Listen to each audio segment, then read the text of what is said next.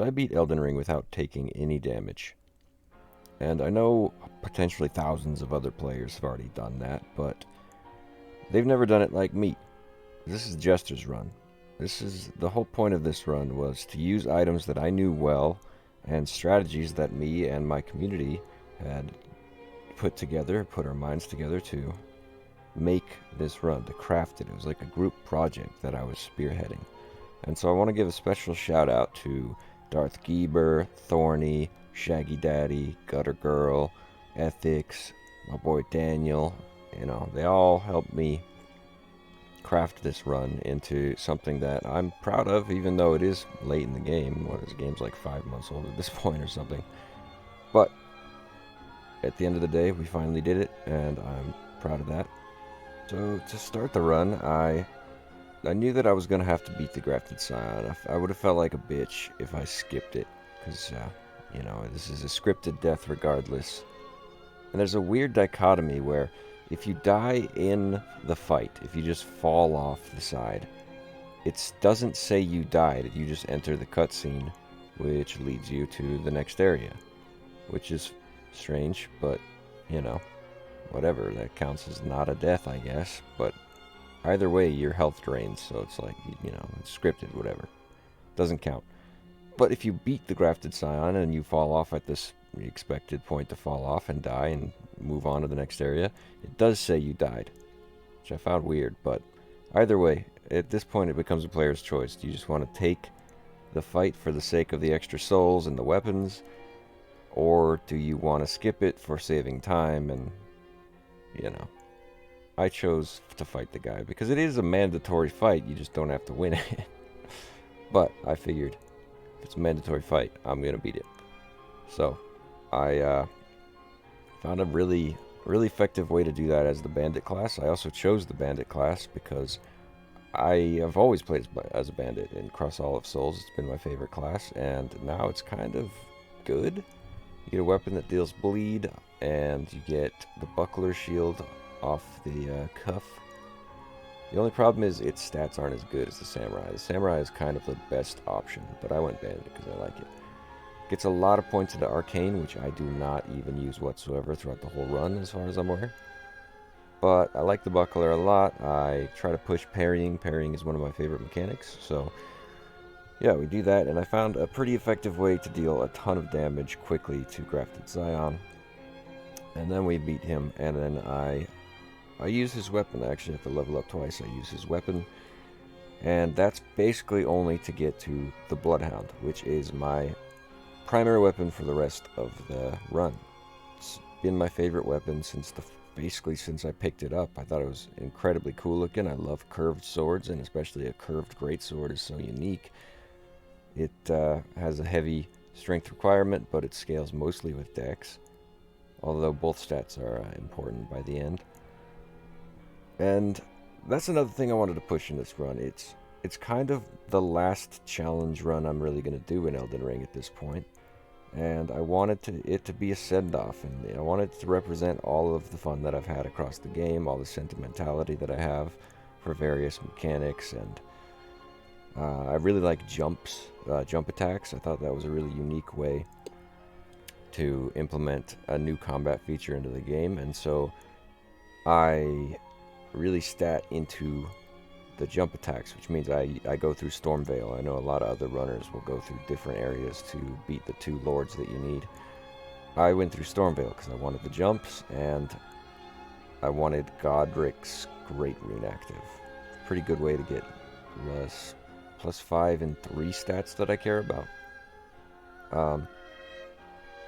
And I also get, I make a special trip through, what is it, the Sage's Cave, and that gets me some budding cave moss, but also, more importantly, the reason I went in there in the first place is to get the black raptor talons, claws, feathers, something. It's the cloak that gives you another, I think, like 15% increased jump attack damage.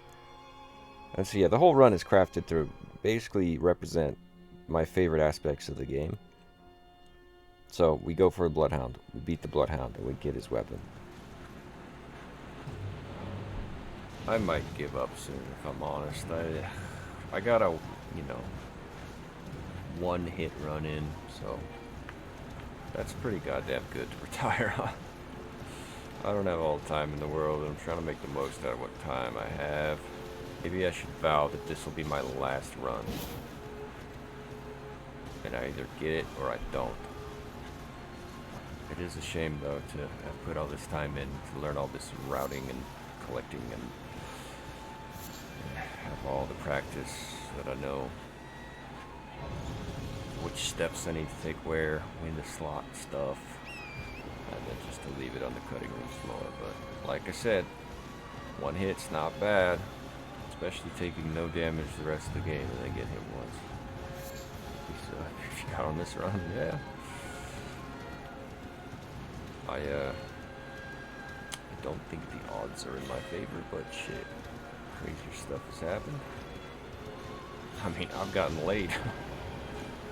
Imagine. Enter the collection phase.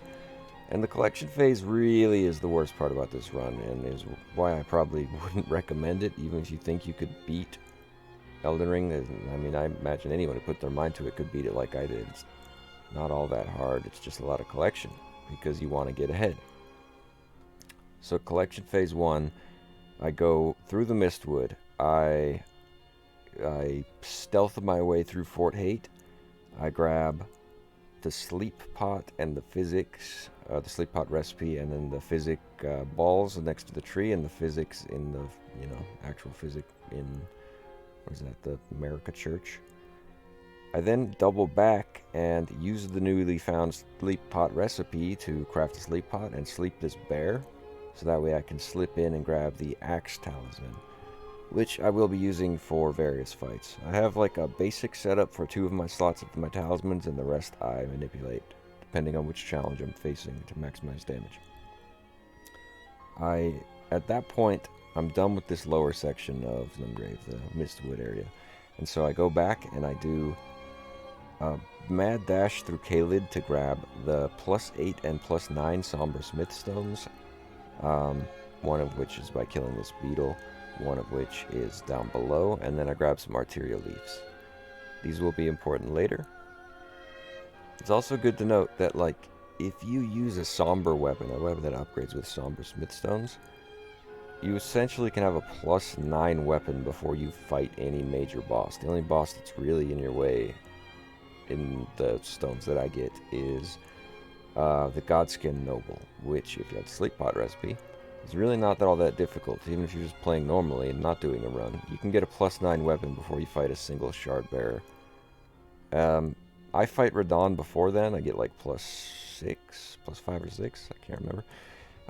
And then I fight Radon, and then I head for Volcano, so that way I can top it off. And then I have a +9 for all of Stormvale. But before we get there, I get the 8 and 9 from Caelid, and then I head to Fort Faroth, and that's important for the other half of the Dectus Medallion, but also for Radagon's Sword Seal, or Scar Seal, I don't remember. I equip that, and that allows me to use the Bloodhounds, and I pretty much leave that slotted for the rest of the game. That's going to fill the slot, my first talisman slot for the rest of the game. It's just increased damage. It's easy to just ignore and just leave on there. Also gives me increased stamina. I don't increase any stat except dexterity and strength across the entire run. I want to maximize my damage, and that means playing it kind of tight as far as stamina goes. So any bonus stamina I can get through an item, or in this case the Radagon Sword Seal, is going to be nice, especially for the later fights, which give you very little time to breathe, and you want to deal a lot of damage as quickly as possible. So from there, I head to Liurnia of the Lakes. It's kind of a trek. There's a lot of things I want to hit along the way, and a lot of items I want to grab. But the biggest things are unlocking the Volcano Manor. I can grab some Trina Lilies and the Dexterity Knot Physic while I'm there. And then I take a left from Raya once I finish that, and I head into this little poison area over here because there's a huge treasure trove of Trina Lilies. I also grab mushrooms across the way as whenever I get a chance, because they're huge, for the sake of the sleep pots. From there, I grab the glintstone what is it, key or whatever behind the dragon. I want to unlock Eej, his bonfire, for later so I can buy certain upgrades for my bow. So I head through there, I grab the bonfire before and after that King's Ruins because I want to save this bonfire for hunting squids later. As you can see, puss farming is one of my splits. Very important step. So, I also forgot to mention, I grab a Somber 1 on my way to the Bloodhound. Yeah, all of my initial upgrades are not through purchases for my weapon. I grabbed each only so that I can grab the 1, 2, 3, 4 for my bow later. But along my way back, looping back to Raya Lucaria main academy gate, I grab a 3 and a 2 just along the way. It's pretty simple, just one's kind of laying around. There's also an arterial leaf along the way. But then I make my way through the gate, and there's a merchant backtracking down the ramp that will sell me 20 Trina arrows. I forgot to mention, I grabbed 10 Trina arrows after the Fort Hate using the Bloodhound's runes that he drops, and that will give me a grand total of 30 sleep arrows that will see me through the rest of the run. And sleep is huge as far as runs go. You can really save yourself a lot of trouble if you just have sleep stuff to spare, but specifically the pots. I limit myself to 30 Trina arrows rather than grabbing the sleep arrow recipe because I don't want to have to grind. If you're doing multiple runs and you end up spending an hour and hour and a half in collection phase, you really want to minimize the amount of downtime you have. So I cut out that. I just use the Trina arrows. From there, I make my way up through Altus, and I don't spend much time in Altus at first. I do 2 things at first. I grab Bonfire. That's important for Radahn, unlocking Radahn's festival. I then head to the left, go down, and I enter the Sage's Cave. And another thing to save time, I don't grab this Bonfire because I want to just be able to teleport out. I also want to have spent my runes at this point, but I grab all the budding cave moss I can on the way down, and I hope for as many extra drops as I can. If I get less than 7, actually less than 8, I think, I'll have to go skimpy. I can't remember. On certain fights, I won't have the item I need.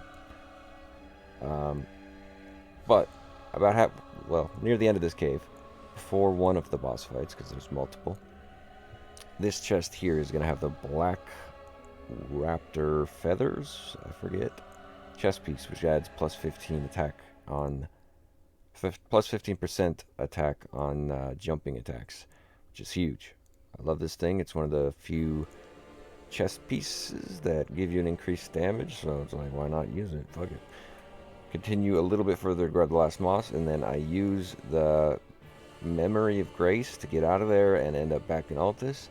I then head up to Mount Gelmir. There's a plus... Okay, so I go plus 6 before Radahn because there is a Somber 6 up there as well as the Pulley Bow, which is huge. If you don't have a bow in your run, I don't know how you did it. It's like, it leaves so much up to chance if you can't just manipulate stuff by killing certain things or sleeping certain things with your bow. So I use the Pulley Bow. It's pretty good for a dex build. At that point, I'm almost done with collection. I go back to the first steps and I use the teleporter trap, the infamous teleporter trap, in that Burnt Dragon runes or whatever, end up in the Celia Crystal cave and stealth my way out of there very carefully. There is a 5 and a 4 in the Swamp of Aeonia, so I just hug the wall to the right. I end up by that, what are they called? Like the Graven Mass of Faces or whatever, the Wizard Ball. Behind it is the 5, and then I continue backwards until I get to Commander O'Neill, skirting the left around there. There's the plus 4. So at this point I have 1 through 6 already lined up for me. I'm already going to be massively powerful, but I still cheese Radahn. I'm not all that confident with Radahn, and he's an easy cheese to do, but it's also a cheese that I personally found myself, so I consider it, you know, part of my personal run. Something I invented. I didn't have to look up basically anything in this. If it wasn't my own personal strategy, it's something that one of my followers recommended to me. So, we're now at Radon. In order to do this cheese, I wanted to go in one go. I think I fucked it up in the actual thing, but in order to do this cheese, first subvert the arrows by dipping back, and then you push towards him, and I use a blood resin, one of the few that I pick up. I picked it up, I picked it up at Mount Gilmere. There's a little traveling cart that tipped over that had one, or had two. And those are the only 2 blood resins I use the rest of the game. I pop it, and then I skirt around. I push through his attack when he does the horse stomp combo, and then I skirt his left side, which means that I'll end up at his ass as soon as he does the final swing, which is the most dangerous. It has the most tracking and the highest sweep. So you want to end up right between his cheeks, which will basically protect you from all angles. And maybe I fucked it up, maybe not. But I wanted to use the blood resin, so I gotta bleed, which guarantees that he's going to have enough damage to enter phase 2. Now, the cheese is, in phase 2, if he's not facing you, he's never going to activate phase 2. It's this strange glitch. I don't know why he can't just turn around on a dime. I guess they forgot to code that. He always wants to face you, and if he's not going to do that, he's going to push away to face you.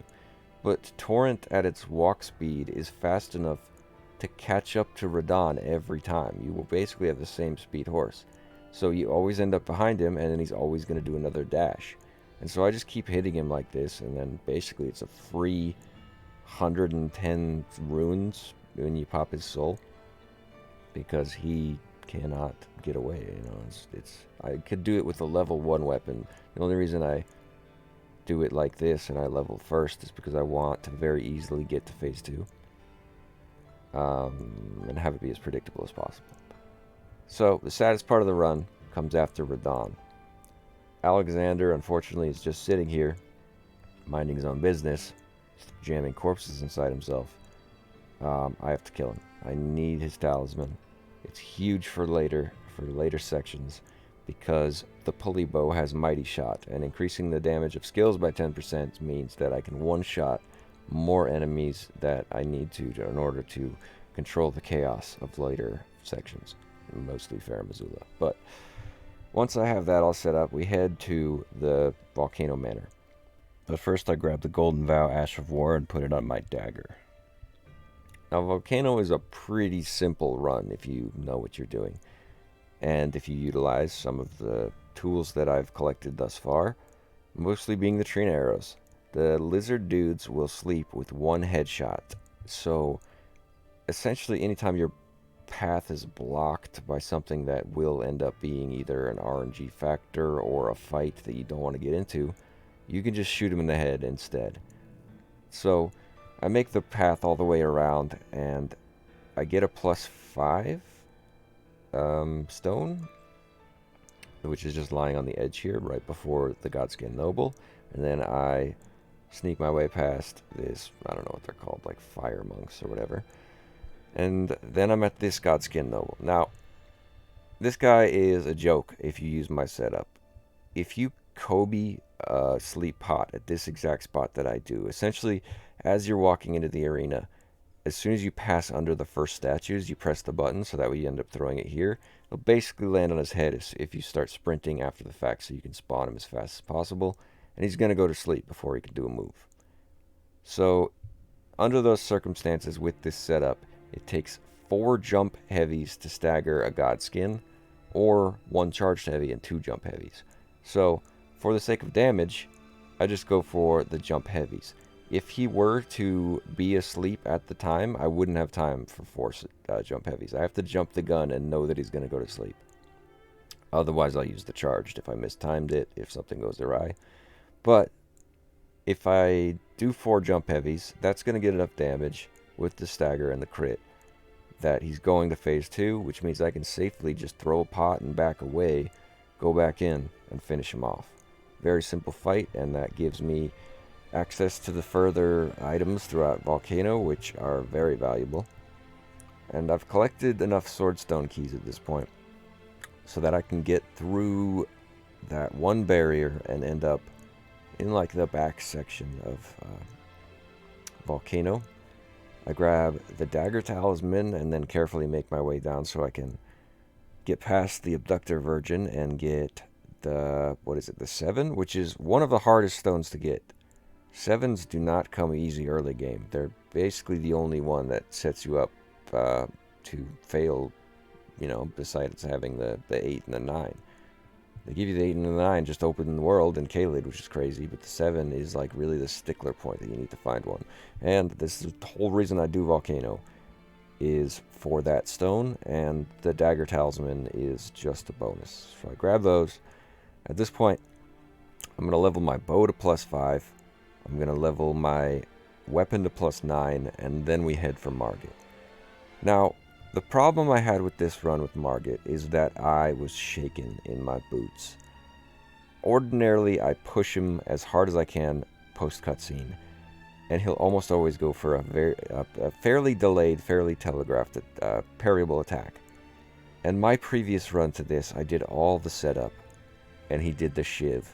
He shivved me first thing, and I was shook. I was so sad, and like I had to start over. As this is basically the starting point of the actual boss fights in the game, and the actual playing of the game instead of collecting stuff. When you die here, it's so sad.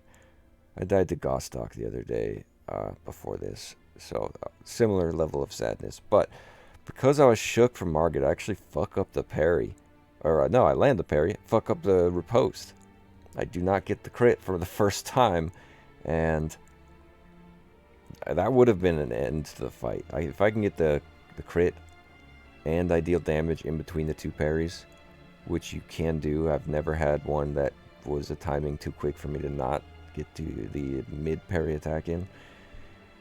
It's a game over. I just jump attack after the crit as he's standing up, and I don't have to deal with phase 2. Unfortunately, fucked it up this time and ended up having to really just skate around him, worried that I was going to get the shiv again. But I eventually parried him 4 times, ending with 1 crit, and secured the victory. Now, I always kill Gostok. It's actually fairly important to give you more options later down the line, because I need the rusted key, and he's going to trap me. So, if you're going to kill Gostok, don't go for the Bloodhound's Finesse combo. He has an attack that's quick enough and perfectly timed, essentially, to hit you as you're coming in for the second attack. It's, yeah, very dangerous, despite being one of the weakest enemies in the game, and just a loser NPC, but a danger worth noting. So at this point, I'm going to do a lot of bow work throughout Stormvale. I equip, previously I had equipped before killing Gostok, this Alexander Shard, whatever it is, Shard of a Pot Warrior, whatever, and that gives me bonus damage on him, but I'll keep it on through the rest of Stormvale. The bow is huge. This bird has hit me many times before, even when I'm just trying to run past it. So I kill the bird, and the next section also very tricky. The knights here are super aggro, and they have ranged attacks, and you're fighting on a shitty little platform here. So what I did was snipe the first one. If the second one, he can sometimes hear the snipe and come, which means you just wait for him and then pick him off. This time he didn't, so I just snipe. You snipe all the rest of the Gostoks. You steal the rusted key, and then just, if the knight presses you, I usually just backstab him, but you can also just get out. You don't have to kill him, so this time I just ran out, fighting my way around and back and down because I wanted more arterial leaves. The arterial leaves play a huge part later, so I'm trying to back end collect them all before I need them, so I don't have to go finding them later down the line, and I can just boss rush the last area of the game. So the main things I need throughout Stormvale are the Claw Talisman, which is kind of far out of the way, and I use the Rampart Tower Bonfire for all of the things that I need. The easiest way to get to Godric is also by this bonfire. You can actually jump across to the roof here, fall down, make your way across the field with stealth. Don't aggro the dog, that's game over. And then pull the lever for this elevator, make your way around and down, and there's a couple pots that I also grabbed here. You're gonna need the containers. I didn't mention them here, you just look them up if you want them, but yeah. Then I fight Godric, and Godric's fight is really pretty simple. It's just about patience and spacing. You don't want to get cornered, you don't want him to start doing wild moves that you'll have to dodge all of them when you're in the corner of this tiny arena. But I use the Bloodhound's Finesse for bonus damage with the talismans I'm using, and at this point with my build, I get to 2-tap him. If I get 2 attacks in, sometimes I'll go for the combo, sometimes I'll just go for 2. That'll get him to phase 2. And at that point, generally I'll save stamina because he takes reduced damage. But I want to build up his bleed. I want to pop him in one go so the fire doesn't have room to be RNG and weird and bounce off of something and deal damage. So I'll hit him a bunch, and then I just push him, and either 1 or 2 hits later, he'll stagger, he'll die, he'll bleed, whatever it may be. Simple fight, and also gives me access to his rune, which is another reason why we go back to the Rampart Tower. I drop down, I go around, fight a knight, and then you get to an area that is very daunting for a no-hit, but becomes meaningless if you have a bow and you know where the enemy placements are. I snipe every single one of these guys that will give me a problem, and I make sure to use Mighty Shot on the guy with the crescent axe. And then I go around left, grab a Trina Lily, and sneak past this lion that's supposed to be guarding the tower. I run across the I run across the bridge, and this first guy is basically the only attack you have to dodge.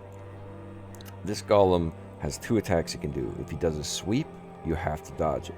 If he does the get on his knees and slam, which is more likely, you can just run through his legs and his attack won't hit you. It's very simple.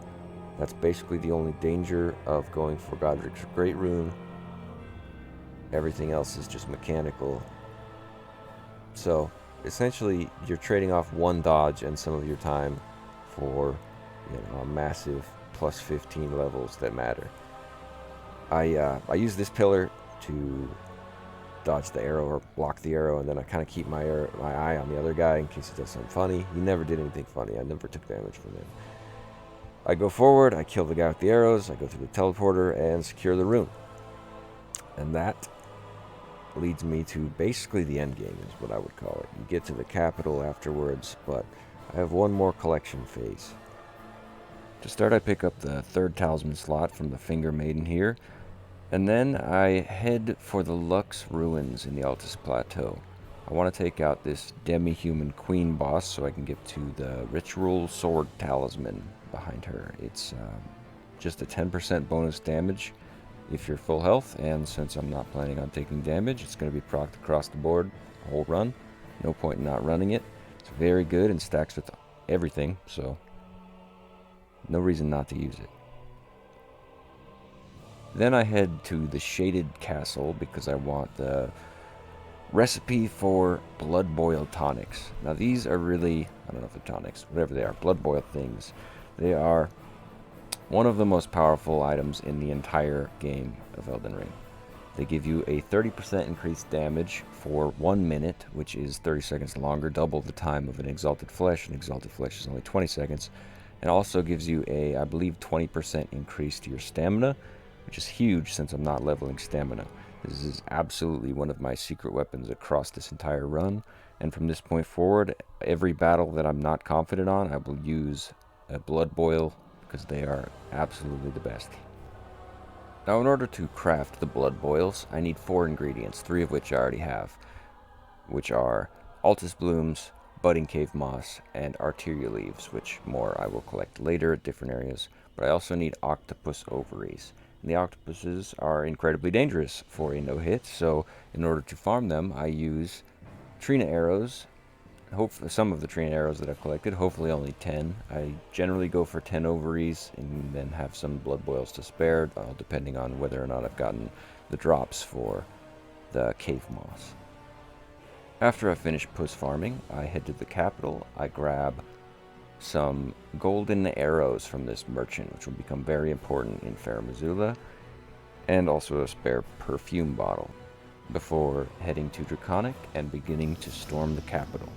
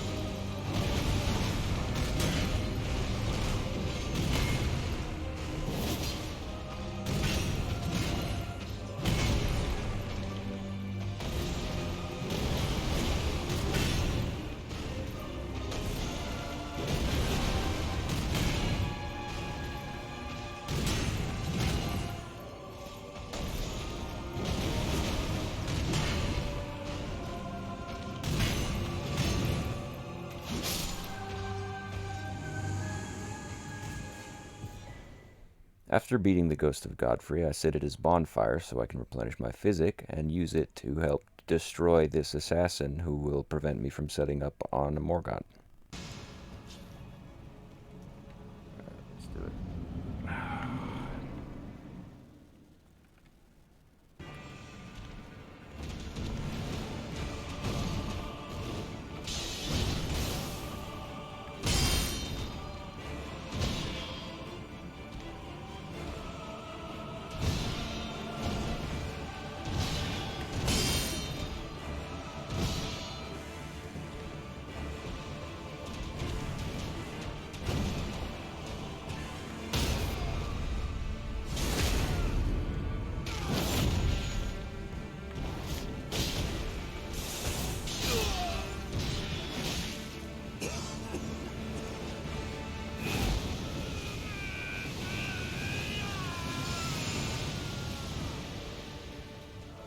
Do your spear, do your spear.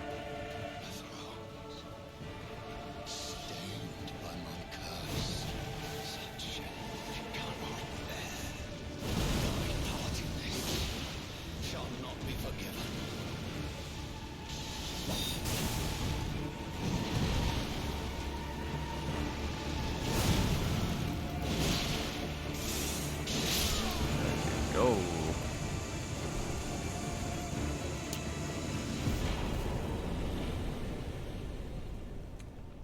With Morgott defeated, I begin the final stretch towards the long boss rush that is the endgame. And while I'm doing this, I want one final set of preparations before I'm basically at my most full power outside of levels. And that is, I want to upgrade my bow before Fair Missoula. So, I pick up this 6 on the bridge to the Lift of Rold.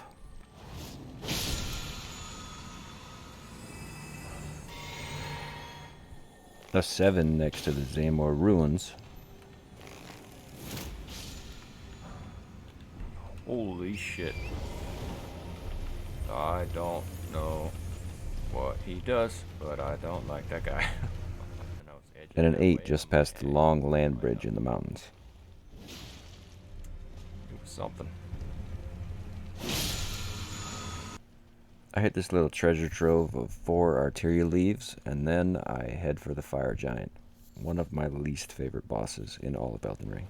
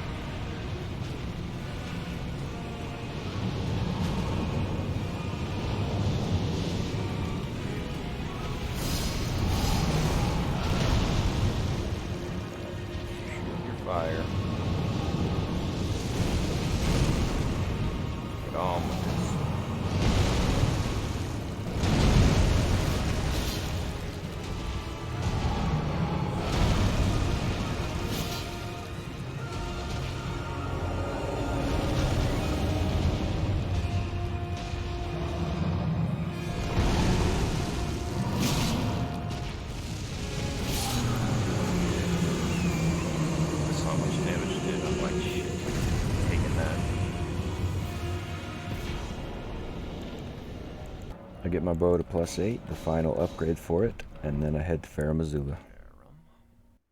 On to Farum.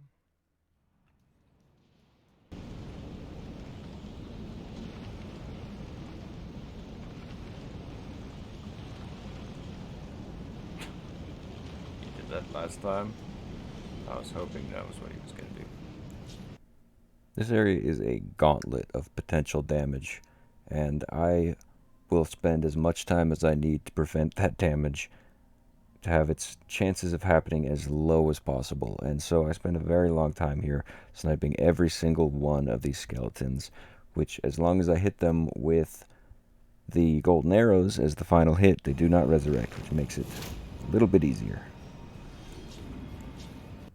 Afterwards, I head to the Godskin duo with all of the sleep I possibly can, and a strategy, hopefully, to kill them within just the 2 initial spawns.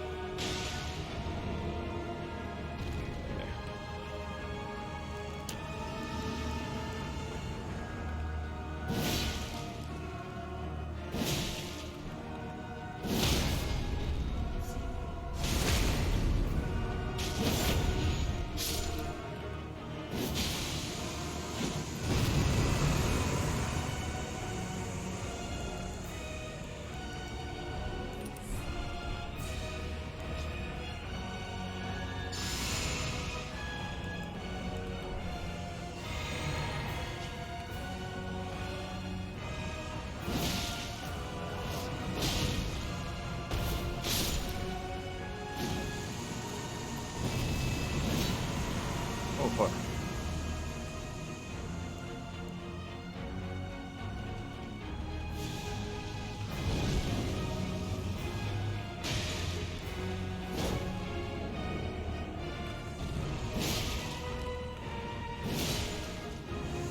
After the Godskin duo has been dealt with, I head to probably the worst area in all of Elden Ring as far as taking no damage is concerned. It is another gauntlet of damage, potential for hits everywhere, and I only made it through by preparing throughout the entire run for this point. I use a Blood Boil, I use Mighty Shot, the Shard of Alexander talisman, in order to one-shot all the birds that I need to prevent any chaos. I hit the dragon from far, and so he disappears, and then I go behind him and grab the Somber Smithstone, Ancient Somber Dragon Smithstone, whatever it is. And I also use a bunch of sleep pots to get past all of these dog monsters, and eventually make it to Malekith, only stopping at the round table to fully upgrade my Bloodhound's Fang.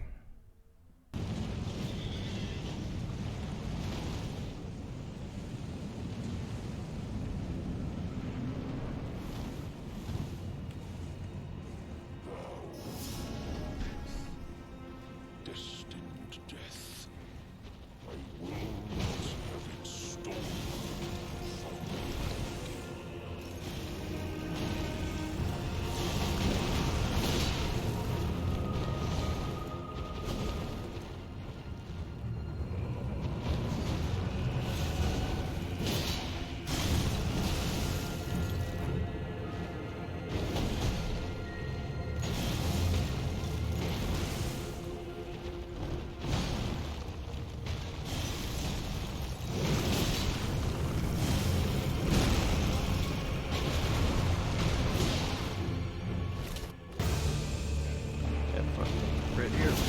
Yep.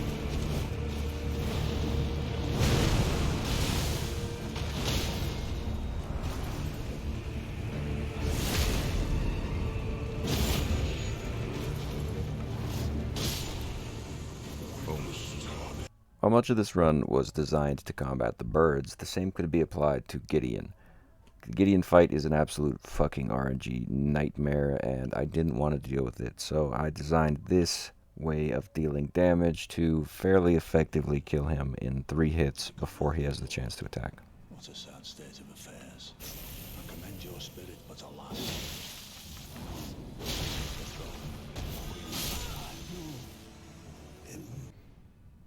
Horaloo was another problem. The Bloodhound's Fang is not the ideal weapon for Phase 2 Horaloo. His openings are just too small in most cases, and his follow-ups, or at least his potential follow-ups, will clip you if you commit to anything but the smallest move possible and be in good positioning.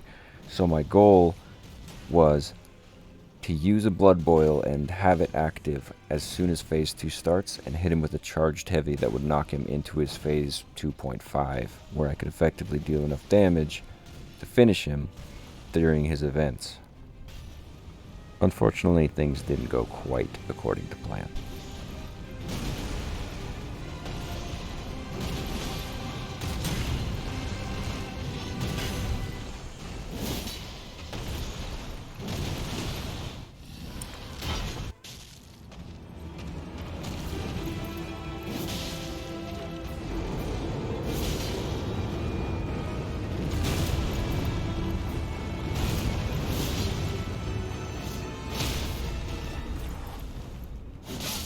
Fuck.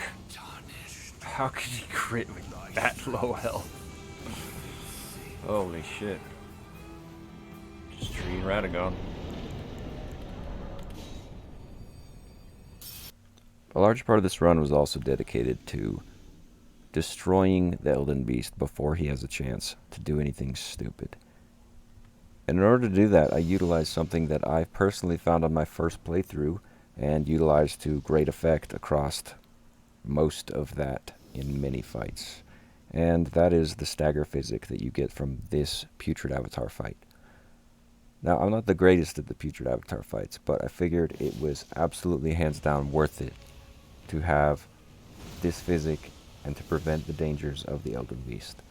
However, that would mean I would be losing my physic for the Radagon fight. And so I would have to double down even harder on Radagon in order to secure the victory with Elden Beast.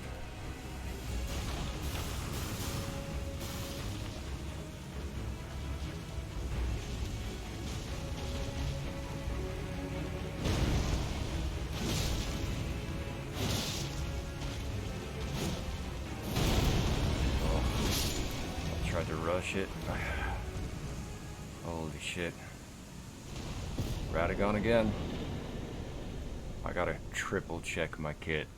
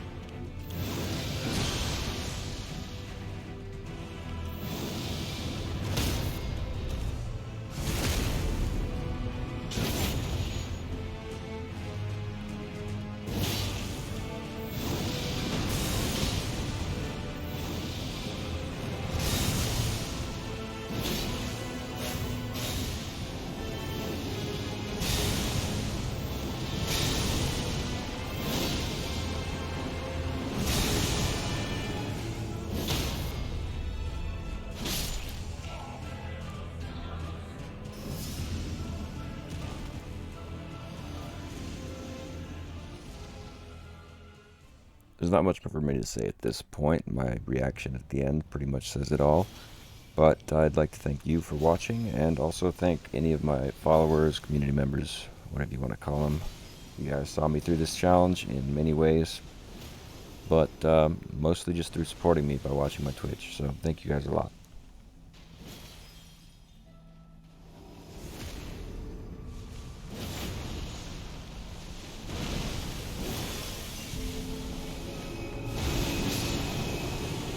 Holy shit. Oh, shit. It was the one. It was the fucking one. This was the last try I was gonna do. I just beat Elden Ring without taking damage. I cannot believe that.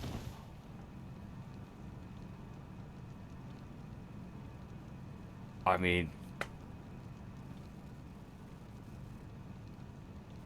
I cannot believe that. I mean, it just goes to show that if I could fucking do it, anyone could do it. But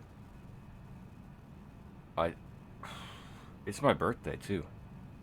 It's my birthday for another 10 minutes, and I just beat Elden Ring without taking damage. Not a big deal to some people. It's a big deal to me. Oh, I can't. Oh, I cannot believe it. Well, there's the recording.